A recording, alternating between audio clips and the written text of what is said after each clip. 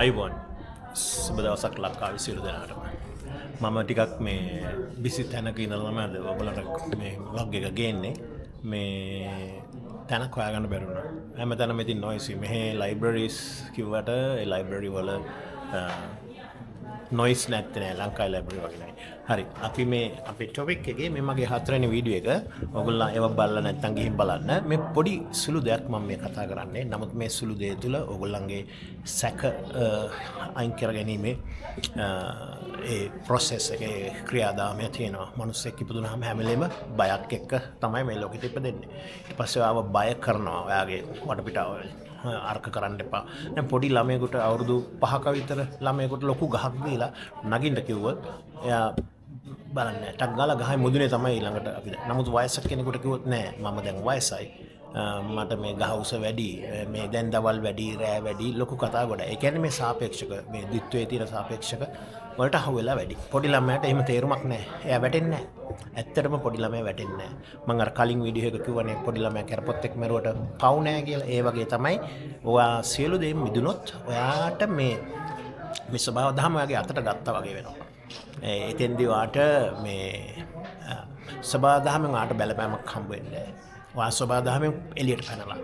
ඒක තමයි මේ කියන කතාව. ඒක හරියට තේරුම් ගත්තොත් ඔයාට ඇත්ත වශයෙන්ම මේකෙන් එළියට පනින්න පුළුවන්. එහෙම පැන්නාම ඔයාට බාහිරින් එන බලපෑම් ටික නිෂේධ වෙලා යනවා. ඒක අද්දුටුවයි. ඒක වෙනවා හැම කෙනෙකුටම.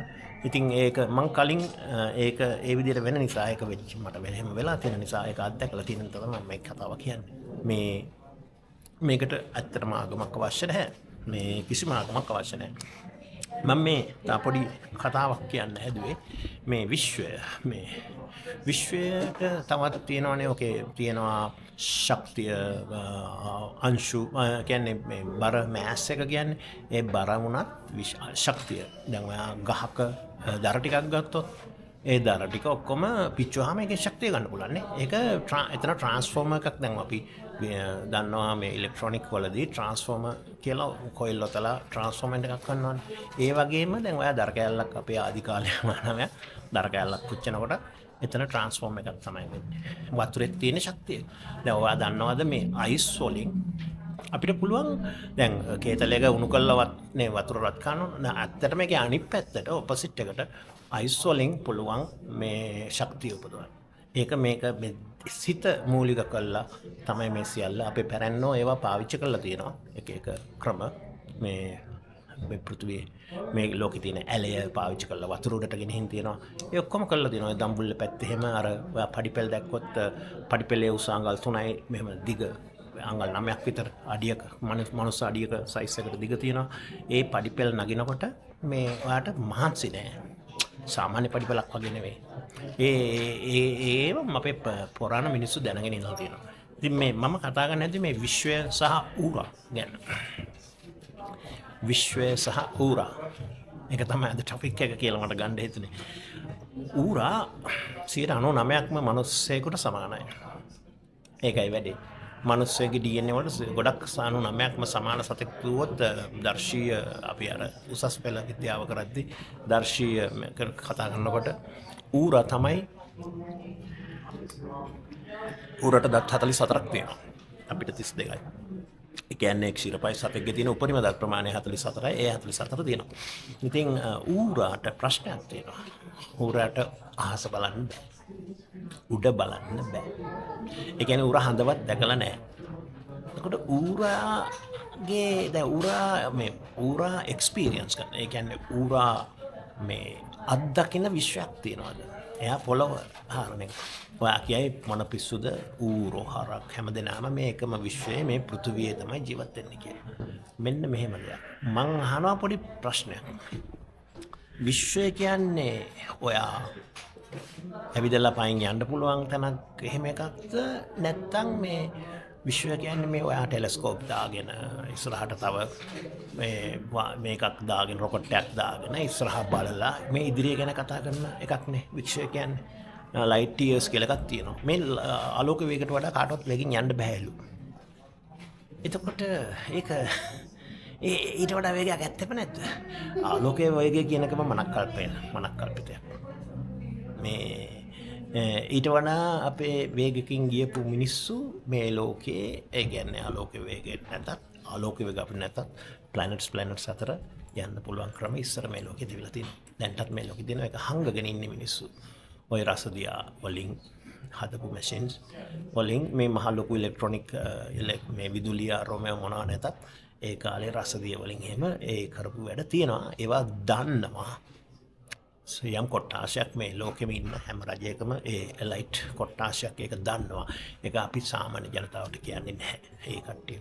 ඉතින් අපිට තේරෙනවා අපි කරලා බලලා නැහැ මේක කාලා බලලා නැහැ. අර කවුද අර කෙනෙක් කිව්වලනේ කාලා වෙලුවේ නැහැ කියලා. ඒ වගේ නමුත් එහෙම දේවල් මේ ලෝකේ තියෙනවා. ඒවා දන්න කොට්ටාශයක් ඉන්නවා. ඒවා පාවිච්චි කරන කොට්ටාශයක් මේ ලෝකේ ඉන්නවා. ඉතින් අපි ඌර ගැන කතා කරොත් ඌරට විශ්වයක් කියන එකක් තේරෙන්නේ නැහැ කියලා මම කිව්වොත් වැරදි. නමුත් ඌරගේ විශ්වය මොන වගේ ඇද්ද? අපි හිතනවා මේ විශ්වය කියන්නේ මිනිසා දකින දෙයක්. එතකොට මං අහන්නේ මේ අනිත් සතෙකුට මේ ඒ විශ්වය කොහොම තේරුම් ගන්නව ඇද්ද? මම නම් කියන්නේ මේ මම එක විශ්වය කියන්නේ මිනිස්සු දකින මිනිස්සුන්ට තේරෙන මේ මනසට තේරෙන දෙයක් විතරයි. විශ්වය දැන් ඔයා දන්නවනේ ඇල්ෆා සෙන්චුරි කියන්නේ ලයිට් ඉයර්ස් 4ක් ඈතින් තියෙන මේකක් නේ මේ මණ්ඩලයක්. ඒ මණ්ඩලයට යන්න අවුරුදු 4ක් යන්න ඕන මේ ආලෝකයේ වේගයෙන්. ඒක කාටවත් ආලෝකයට වැඩි වේගෙන් යන්න බැරිද? ඒ කියන්නේ එතකොට දැන් මිනිස්සුෙකුට ආලෝකයේ වේගෙන් එහාට යන්න බැරි නම් එහෙම දෙයක් අපි ඇස් වලට දැක්කා කියලා එහෙම එකක් තියෙනවද කියලා අපිට නිශ්චයක් තියෙනවද? හඳට ගියා කියනවා. හඳට ගිහිල්ලා මිනිස්සු තියෙනවා. මේ අපේ සෞර ග්‍රහ මණ්ඩලයට යන්න පුළුවන් කියලා දෙනවා. ඒක මම යම් තරමකට විශ්වාස කරනවා. ඊට අයින් ඔය අනිත් මේ මිල්කි වේ රැමෙව තියෙනවා. මෙහෙමයි. අද වෙනකන් අපි ඔය ඒ ඇල්ෆා සෙන්චුරි කියන එක හොයාගෙන නොතිබුණා නම් අදටත් මේ භෞතික ලෝකේ එහෙම එකක් නෑ. ඒක හොයාගත්තාම තමයි ඒක අපිට ප්‍රශ්න දෙන්න ගන්න. ඒක අච්චර දුරින් තියෙන ඒක රැට එළි වෙනවා. ඒක දවල් කාලේ මෙච්චරයි, රැ කාලේ මෙච්චරයි, අවුරුද්දක් මෙච්චරයි. ඔක්කොම මේ මැට්‍රික් කියලා මම කිව්වේ මැට්‍රික් ක්‍රමයට ගණිනවා කියලා. ඒ ගැනුම් මේ පොළවේ විතරයි මැට්‍රික්ස් තියෙන්නේ. පොළවෙන් උඩට ආපු ගමන් ඒ මැට්‍රික්ස් නැහැ. අපේ රොකට් තාක්ෂණය වැඩිපුර දියුණු වෙලා නැත්තේ ඔන්න ඔය අපේ මිනිස්සු මේ පොළවේ ඉඳන් ගණන් හදපු නිසා. ඒ ගණන් ක්‍රමය අහසට හරියන්නේ නැහැ. පොළවේ ඒව හරි. ඒ නිසා තමයි ඒක වෙලා තියෙන්නේ. ඉතින් දැන් අපි විශ්වය කියන්නේ අපි අත්දකින්න දෙයක්. එතකොට ඉපදෙනවනේ. ඔයා දැන් මනුස්ස කොට්ටාසය කියන්නේ මේ ලෝකෙට ව්‍යුත්පන්න එළියට ආපු මේ ජීවි කට්ටිය තමයි අපි මේ මනුස්සය ඇතුළු මේ ගස් කොළන් ටික. මේ ලෝකෙට ආපු කඳු තියෙනවා. ගංගා අජීවි අජීවි කියලා වෙන් කරලා තියෙනවා. නමුත් මේ හැම දෙයක්ම අපිට එකට එක සම්බන්ධයි. දැන් වතුර අජීවි. වතුරේ පණ නැහැ. එනවනේ 70% ඔයාගේ වතුර තමයි ඇඟේ තියෙන්නේ. එතකොට ඔයාගේ මං අහන්නේ පණ තියෙන තැන කොතනද? දැන් මොලේ හරියට බත්තත් මේ කෑලි දෙකකට තියෙනවා මේක එකතු වෙලා. ඒක හරියට අරන් දෙපියලි බීජයක් වගේ. දෙපියලි නැති බීජෙත් තියෙනවා. ද්විපාර්ශ්වික කොළ හැදෙන්නේ නැති ගසුත් තියෙනවා. ඔය තනකොළ වගේ ගස්වල ද්විපාර්ශ්වික නැහැ කොළ. නමුත් මේ දෙපියලි බීජ මැද තියෙනවා අර පැලවෙන මේ ගිරිය. ඒ වගේ තමයි මනුස්ස මොලේකත් මැද තියෙනවා මේ දෙක සම්බන්ධ වෙලා මේක තැනක් තියෙනවා පීනල් ග්ලෑන්ඩ් කියලා. ඒකට කියන්නේ තෙවණිය හැරෝමියෝ කියලා. මනුස්සෙක් පැලවුණාම එයා පැලවෙන්නේ හිත තුල. හිත විකසිත වීම. ඒක තමයි මේ කතාව. ඕක තමයි මේ මිනිස්සුන්ට මෙච්චර කල් කරගන්න බැරි වෙලා දඟලන්නේ. ඒගොල්ලෝ එක එක සාපේක්ෂවල හිර වෙලා. දැන් වැඩිහිටි මිනිස්සෙක් එයා වැඩිහිටි ඒ රටේ වැඩිහිටි මිනිස්සෙක් එයාට යම් ප්‍රවුඩ් එකක් තියෙනවා. එයාට යම් පිළිගැනීමක් තියෙනවා. ඒක අරගෙන ඉතින් එයාට අර්ග කරගන්න බෑ. මොකද ලෝකේ හදලා තියෙන්නේ ඔයා දැන් අපි ලංකාවේ කිව්වොත් 5 ශිෂ්‍යත්වය 10 ශිෂ්‍යත්වය 12 මේවා ඒවා සම්මත ලෝකයේ හදලා තියෙන්නේ. දැන් මේ රටක නම් මම ඉන්නේ කැනඩාවේ මම කලින් කියලා තියෙනවා. ඒකෙදිත් සම්මත ක්‍රමයක් තියෙනවා මේ හැම රටකම තියෙනවා සම්මතයක්. ඒ කල්චර් එකක්. කල්චර් කියන්නේ ඒකට කියන්නේ මොකද්ද? සංස්කෘතිය. වැද්දෙකුට උනත් සංස්කෘතියක් තියෙනවා. ඉපදිච්ච ගමන්ම දරුවෙකුට විතරයි සංස්කෘතියක් නැත්තේ. ඒ දරුවා ඉපදුන ගමන්ම හායි කියලා දොර ඇරලා දාලා වගේ ඒ සංස්කෘතිය බලන් ඉන්නෝ ඒ දරුවව ගිල ගන්න. ඉතින් ඔය එහෙම එන්නේ ගිල ගන්න බලාගෙන ඉන්න නිසා ඒ සංස්කෘතිය තුළ මෙයා හිර වෙලා හරියට අර මකුණු දැලක කෑම කන්න ඔයාගත්ත මකුණු දැලේ කාලා බීලා ඉන්නවා වගේ හිර වෙලා වගේ එයාට ඒකකින් ගැලවිලා එළියට එන්න බැරි ප්‍රශ්නයක් තියෙනවා. දැන් ওই ගහක ඇට ගැන මං කිව්වනේ. ඒ ගහේ ඇටවලත් ඒ ගහ පැලවෙනවා මෙහෙම දෙපියලිදී. ඔයා බලන්න මේ දැන් මං කිව්වා ඔයාලට මේ වැද්දෙක් වුණත් සංස්කෘතියකට අහු නෑ යකුන්. ඒ කියන්නේ මේ කිසිම සංස්කෘතියකට ගැල මේ අහු නොවුණු මිනිස්සයා වැද්දෙක්ද නැත්නම් හොඳට යුරෝපීය ජාතිකයෙක්ද කවුද එයා? අන්ද ප්‍රශ්නයක්. එයා මුනිවරෙක්. එයා අපි වගේම එයාත් මේකේ ගැලිලා යනවා ඇලිලා ගැලිලා. නමුත් එයා හැම වෙලේම එයා ගන්න ඇක්ෂන් එක ගන්න අර මධ්‍යස්ථය තුලින්. ඉතින් බුදුහාමුදුරුවොත් මේ කතාව හොඳට කියලා තියෙනවා. නමුත් බුදුහාමුදුරුවෝ බෞද්ධයෙක් නෙවෙයි. ඔන්න ඔය ප්‍රශ්නේ තියෙන්නේ. ඉතින් ඒ දැකපු කෙනා ඒ මධ්‍යස්ථයටපත් වෙන. ඇත්තටම මධ්‍යස්ථයේ තියෙන තැන හොයාගන්න බැරුව තමයි අපේ මිනිස්සු ගොඩාක්ම හැමතැනම ගිහිල්ලා හිර වෙන්නේ. ඒක තියෙන්නේ ඇතුළෙමයි.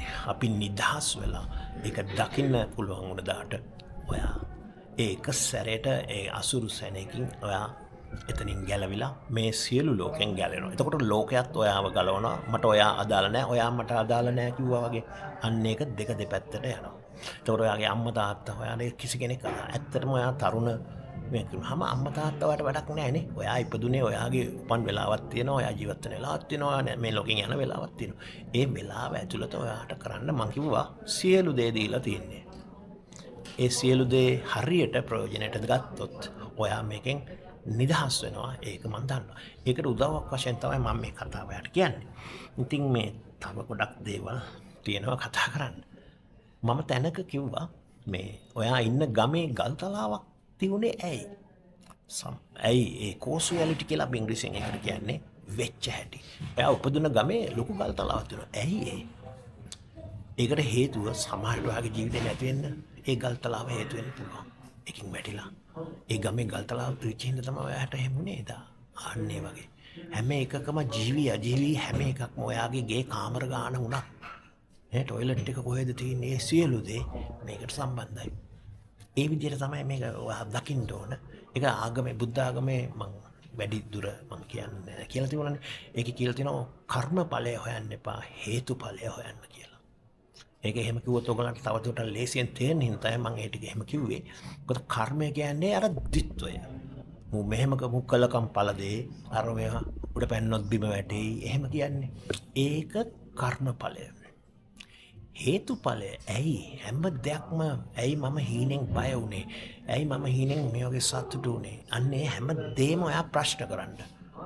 හීනයක් දැකලා කිසිහෙකට අහු වෙන්න එපා. මලගේ ඥාතින් එහෙම මේ දැක්කා කියලා මේ වෙන්න එපා. ඒගොල්ලෝ පණ පිටින් ඉන්නවා ඒ ලෝකේ ඔයා එනකම් කියලා හිතන්න යන්න එපා. හීනය කියන්නේ හිත විසින් ඔයාට දෙන අපි මේක සිංහලෙන් කිව්වොත් මං සුද්ධ සිංහලෙන් ටොපියක්. ඒ ටොපි කන්න එපා. කෑවට කමන්නේ ඒක දිරවලා නිකන් ගන්න දායින් කරලා දාන්න. ඒක තමයි මෙතන තියෙන්නේ. මේ ඒ හීනය අහුවෙලා යන්න එපා. හීන පළ හොයන්න. ඒක බොරු වැඩ. ඔයා මේ ඒ මිනිස්සු ඔයාගේ ජීවිත කාලේ හිටපු හින්දා ඒගොල්ලෝ මැරිලා ඊට පස්සේ ඔයාට පේනවා.